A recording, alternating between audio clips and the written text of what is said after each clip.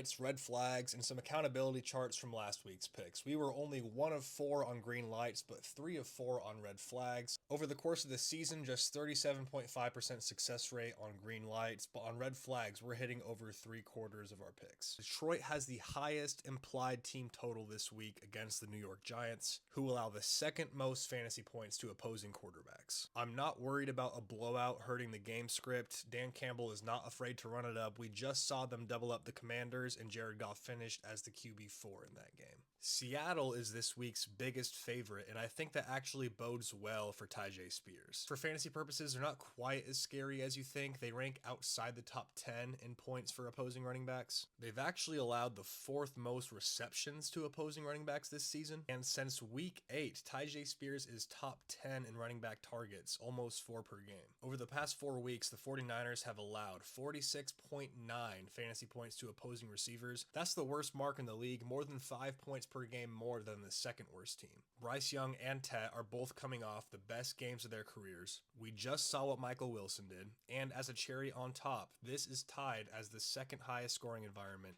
on the slate. Over the past 5 weeks, Colston Loveland is second on the Bears in targets, third on the team in routes run, and only 6 teams allow more fantasy points per game to tight ends than Pittsburgh. Before we dig into red flags, go hit the YouTube. We're doing weekly recaps and previews. Missed it this week because I was out of town, but we're going to finish strong.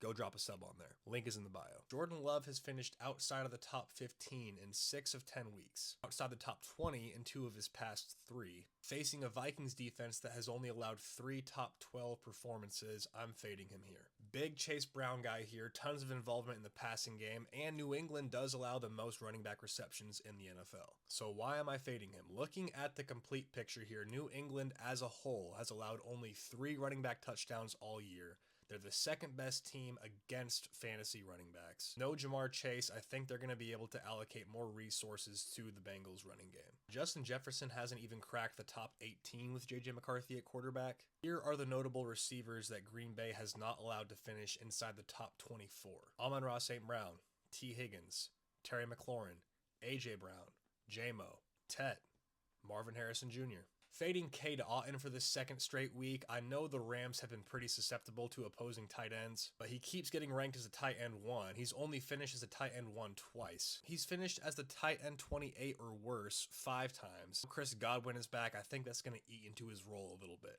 We're going to go live Saturday evening previewing the Week 12 slate. If you see that little red dot, go ahead and click in. And then Sunday morning, we're going to go live Week 12 pregame. Drop a follow if you don't want to miss that. Go get a dub this week. That's it for now. Deuces.